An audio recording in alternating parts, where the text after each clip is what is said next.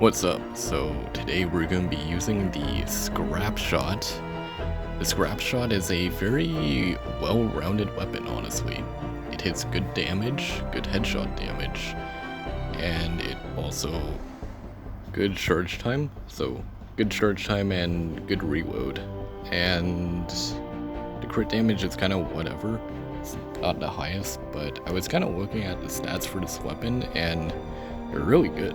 Like for solo play, like it hits like almost 300,000 damage with a headshot, like without a crit and without a loadout. So I decided to make an entire video for this trap weapon and see how well it does in a solo environment. Because I was kind of looking at the loadout itself, and this weapon can hit like a truck. Like I think I counted around like 1.4 million damage with the loadout I'm using, with everything set up. So I don't know. I have some high hopes for this weapon to see how well it does. The perks that I'm also running on the weapon are pretty straightforward. Of course, reload and fire rate because it's a bow. Nature because we're in a water season. Crit rating, headshot damage. And damage dealt applies a snare. It's kind of whatever, honestly. It's either that or shrapnel, but shrapnel doesn't really help with smashers, so that's why I have to snare instead. So let me get into the loadout. So for the loadout I'm running Redliner Ramirez in the lead. She adds extra damage and fire rate to all snipers. So that also includes bows as well, because I wanted to increase the charge time of the bow just for extra DPS, because they do send lots of smashers. We're also going to be running preemptive strike. That's going to be really good for, of course, extra single target damage. That is around 32.5% extra damage. Also, a lot of smasher waves sometimes have nurses, so yeah, that can help out a lot. And this is where things get interesting. We're running both Swamp Knight and Jonesee Jonesy. And these two heroes are neat because the lower your health is, the more damage you do. So if I'm at like 30% health, that's basically around like, I think 30 some odd percent extra damage with that, and then around 40 some odd extra damage with that. So yeah, if I land like a headshot on a miss monster, that's like 70% extra damage right there. And because I'm like spamming arrows too with Redliner, it's pretty good. Also, the reason why I'm not running totally rocking out is because it heals me. If you're getting healed, that actually makes heroes like Swamp Knight and Jonesee Jonesy worse, because their perks will pretty much not be active and they'll be dead. And then I also have some of the other standard perks too, like Raider Jonesy. I decided to run him honestly, because I just felt like it. Instead of Raider Ramirez, I have Raider Jonesy as well. I also decided to run coconuts too, for one main reason. Controlled healing. Being able to control when you heal is very, very important when you use heroes like Swamp Knight and Jonesy, because having random perks like Survivalist Jonesy and Tier O healing you is bad, because you'll just get healed randomly, and that makes both Jonesy and Swamp Knight pretty much dead perks, because you'll be almost always at full health. But with Coconuts and Adrenaline Rush, I can control when I heal, so that means I can pretty much maximize my amount of damage while also staying safe, in case I randomly get shot by a blaster or a gunslinger or anything similar to like that. I guess you could also use Blast from the Past instead of Preemptive Strike with this build. Like you could kind of like combo like Blast from the Past with Prestrick Izai with Paris Richesse. That's also another good one, but I do have to sacrifice quite a lot of damage, and with how smashers are in 160s, I just don't really want to take that risk, honestly, because you do need as much damage as possible because of how bulky smashers are in solo missions. The mission I'll be doing is retrieve the data It is a lakeside mission, so expect there to be water and weird terrain. It also has Frenzy, which is a little annoying, as well as 3 different modifiers that can snare me. So that's totally not gonna be annoying at all. You know how we're always coming up with gadgets to outsmart the storm? Well, that started an arms race. You know those rumors we've been hearing about an even more dangerous part of the storm? A corrosive storm that closes in on you, eventually swallowing you alive? Remember how I said that would never, ever, ever happen here? It's happening here. Landing site spotted. Nice find. We need to retrieve the data as usual, but this time we need to watch the storm. Exposure to the storm will hurt you. A lot. You'll take damage when you're in the storm, so keep an eye on your health. We need to retrieve the data before we're overwhelmed by the storm, so you'll want to move quickly. We only have 20 minutes. Keep an eye on the storm's movement on your map. So this is one of the easiest spots, or most common spots I guess you could get for a lakeside data, just by the edge of the map. So there's a few ways you could do this spot. Like you can either have them come up the ramp by putting block-offs, or by doing it the other way around and putting block-offs by the ramp and building a strap tunnel kind of up above the little elevated area there. But other than that, it's pretty simple. The other way, they kind of just come up like a little slope that's near the edge of the map. You can put like wall launchers there, just launch them off. Pretty simple. And yeah, the rest of the spot is pretty much just flat ground. You can do whatever you want. Right here, I'm just setting up some like little ramps to help in case there's leaks. And also, I like doing some ceiling sappers too, just again to pick off leaks. Also, boulders. I kind of really like low-tier boulders. They're really spammable, really cheap, and because of how boulders work, they can just hit the same enemy multiple times. So even a low-tier boulder, like a tier 2 or 3, is still really strong in power level 160. And of course I specifically go for tier 3, of course, for the building health. If you don't have a wall, like a wall strap with building health on a metal wall, it will pretty much just get one-shotted. Smashers hit like I think around 11,000 damage, so because a building with a strap on it with building health goes up to around 11,000 and 400 I think, or 500 around there, it pretty much survives. So fun little fact for you. Also, because of that, it's actually better to build with metal in a nature zone if you don't have a constructor. Fun little fact there. This strat too that I'm doing with the ceiling, where I'm setting up fences, honestly, this is probably one of the easiest and laziest ways to just deal with flingers. Like, just literally put 2 bundle bus defenders on the roof, and yeah, you're pretty much good. You don't really have to care too much about flingers. Unless they send so many to a point where, yeah, it overwhelms your defenders. But I've never really had that. Like, I think probably just once or twice. But you can always put a third one down if you want. I just do 2 because it's really cost effective. Mostly because, you know, if they don't send flingers, you don't waste like an extra random strap, you know. And also right here, I'm actually purposely jumping off that ramp just to activate Jonesee Bot Jonesy and Swamp Knight. So if I do get like a random husk patrol, you know, they're not really that much of a problem.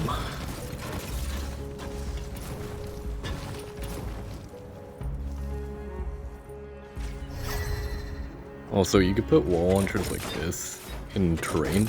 I have no clue why they even activate. Also, don't place wall launchers like that. Like, the line of sight is just so bad when you place them like above instead of in the ground on a ramp. So make sure you always put your wall launchers like in the ground when you are building them on like a ramp. Also, there's like a little spot there if you do get the spot where enemies could fall behind, so you do a ramp there with a little floor. And then from here you pretty much just barricade this entire part off. And yeah, it's pretty simple. I like putting a little tire strap at the back just to help stall leaks, to buy the little wall launchers more time.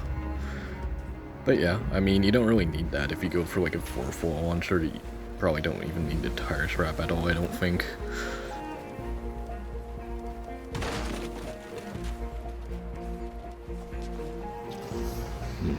That's neat. There's a building there. Oh, the building is gone. Weird. With the power of editing, I could just make that disappear.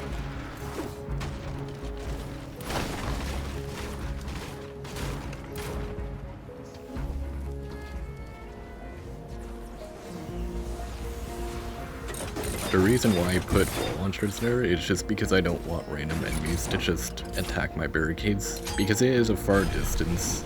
If the spawns from the east do go, you know, don't go up the ramp where all of the other wall launchers are, they could just attack the barricades there and just kind of leak through. So I don't really want to take that risk, so send up some wall launchers there. It's best to just play it safe than sorry, honestly. Just ignoring the limited defenders, I guess, you could probably argue, but whatever. So with the build I want to use, I kind of want to use like alternating freeze with wall lights, and then having wall darts, low tier wall darts shooting through windows that the wall lights are on. I think a strategy like that is pretty good. Like I mentioned before, like wall darts can just hit the same enemy multiple times, so spamming a bunch of like tier 2 wall darts can still rack up quite a bit of damage. And also, I don't really want it to be a stall strategy, honestly. I do want to at least get a couple of smashers, or like a few weeks here and there, just to show off the weapon itself. So that's pretty much my plan for this one. Just set up, of course, some barricades right there. Just have some wall darts. And yeah, the weapon against basic husks, if you land a headshot, it's not bad. It pretty much one-shots them, just as long as I don't randomly miss. But yeah, I also completely forgot that I kinda need coconuts or my one perk is dead. Also, by the way, I actually played through this game and I didn't really use a single coconut at all. I think honestly, when you play solo, it might be a lot better to run wafers instead of coconuts, honestly, because yeah, my traps just kinda did all the work and I never really needed to use a self-heal at all. So yeah, bit of a skill issue I guess right there, but who cares, honestly.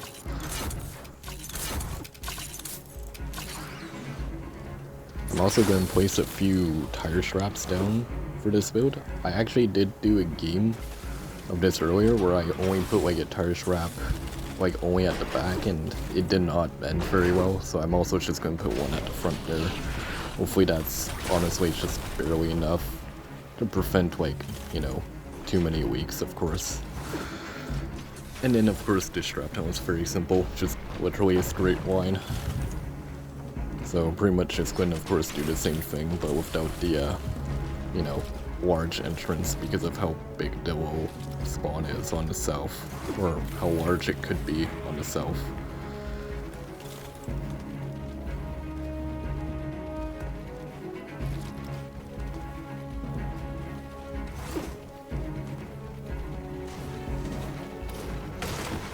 I'm also going to put a wall launcher here, just because I don't really want them to attack that.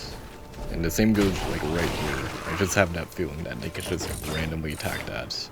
I don't want them to do that. And also when you use a impact trap, fun fact, it can reset the AI of enemies. So if a husk attacks a barricade, if it gets like launched by a wall launcher, it can just reset their AI and just, you know, walk into your shrapnel. Very, very useful tip for small barricades like that. Or if you just don't want enemies in a specific spot at all. So yeah, I'm just literally spamming wall darts right now. I decided because this is a smaller sort of shrapnel to use a 4 launcher at the back, because that's a lot better for sending enemies back. And yeah, pretty much just putting more wall lights down. Just to CC enemies or crowd control them. Do something like that with an edited wall, so they stay more on the 4 launcher. And honestly, I kind of decided that I want to play this one a little bit safe, because I know how RNG frenzy could be sometimes, because it does stack which means like enemies could just start randomly sprinting for no reason at all. So I decided, because this shrapnel is a lot smaller, to just do free tire straps instead of like 2 or 1. Just because I don't want too many leaks. Especially like from huskies. Like huskies with frenzy are really kind of deadly. Especially when they don't really have much in their way, because I'm not running, of course, constructor at all, so they can literally just, you know, 2-hit like the metal and just walk straight into data, so I don't really want that. And yeah, other than that, I'm just kinda like jumping off of a ramp again just to reactivate Swamp Knight and Jonesee Bot Jonesy, and yeah, that's pretty much it for the build. I guess like a few anti-airs.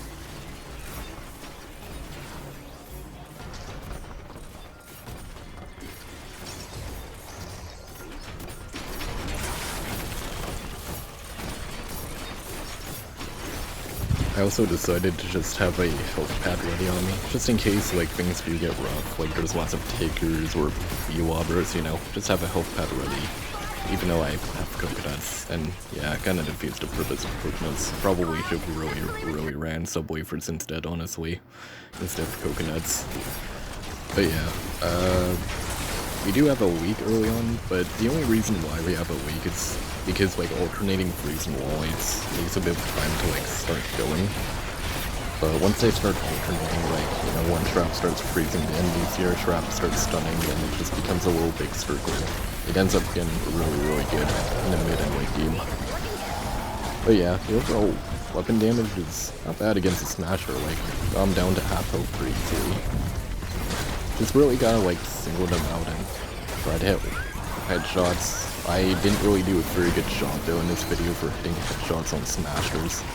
It's kinda a little sad, but it's not the biggest deal. I do still have lots of just overall raw damage, just as perks in my loadout and just on the weapon. And I do have a few straps to help out too, so I don't find it to be the biggest deal. I also threw down a little wall field there. It's one for the smashers, just right on wall light. I don't really want to take a risk, you know, and having leaks when there's smashers, because you do not want leaks when you have to deal with smashers, especially if they do some like 3 to 5 them, sometimes with like flash waves. Also, I forgot to mention that sometimes this game can have flash waves, where they just randomly spawn in like 5 smashers, just because why not, or 5 winners. But yeah, other than that, the weapon's not too bad. It's pretty good.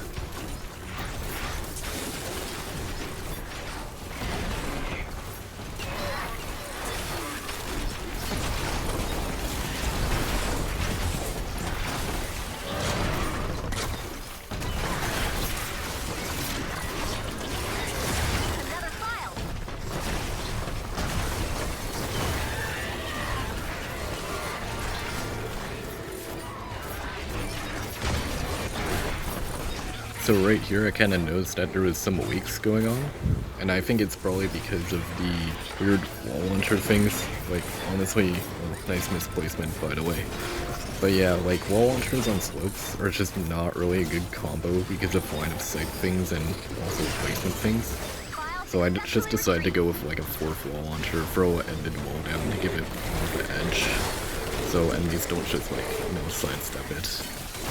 Don't know how a spoiler really got through that. I'll be honest with you, I have no clue. So I just decided to throw down like a random anti-air there just in case that happened again. I really don't know how that guy got through, because there's like 3, well I guess 2 other straps besides the sound walls alternating with it. Because the sound walls, wall waves, and freeze, by the way, all have different reload times, so just why I mentioned that. Because I really do enjoy supporting my sound walls like that, because it's a really good strategy.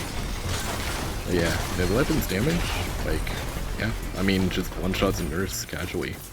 Can't do that against, you know, the smasher horde, but, I mean, hey, against a single nurse, like, not bad. Especially with the fact that it hits less damage because it's physical. Data's looking good.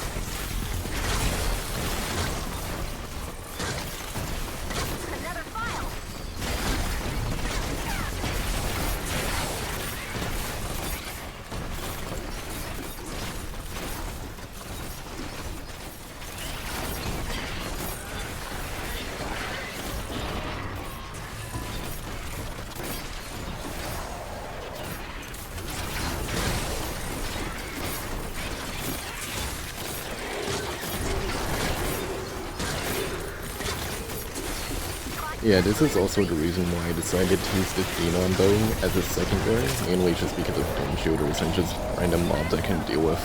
Oh yeah, also I would just love to appreciate the fact that the game just spawned in a fire mini-boss, so I can't even show off my weapon against him. So I just have to ignore that, which is great. Great for showcasing a weapon, not gonna lie.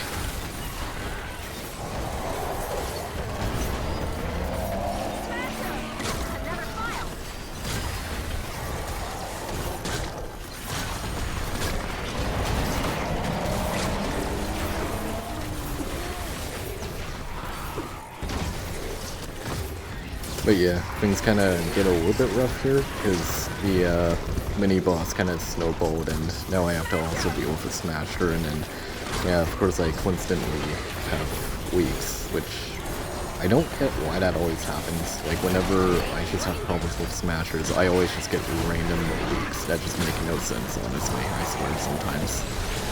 But I actually do get a week out making anything. The objectives still have full health and everything. So I'm kind of surprised how I managed to pull that off. I guess it wasn't really that much, a handful of enemies, but I guess it's not too bad. But yeah, more dome shooters, which kind of really sucks. It's kind of the thing with like a lot of ranged weapons, they kind of fall off because of dome shooters, which is really annoying. And I just kind of replaced that wall launcher there, because I got destroyed by the boss.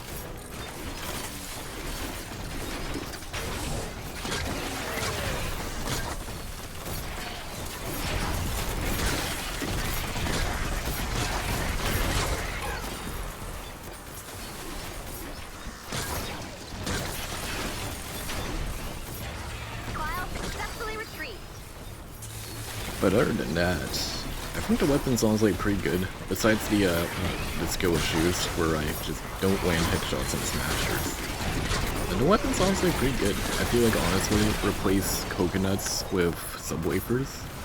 And I feel like this weapon, honestly, could be really, really good, especially as a secondary for, like, Wobber's Flingers. For, like, solo 160s, like, maybe run, like, the Fender Tech Seeker for, like, smashers, because it seems to be a little slow for those. And then run this weapon for just kind of, like, sniping Whoppers, as well as, Flingers, because of its fast fire rate. And, yeah, honestly, I think this weapon's pretty solid, just, didn't really showcase it that well. I feel like this is honestly just a better showcase for, alternating freeze and wall lights.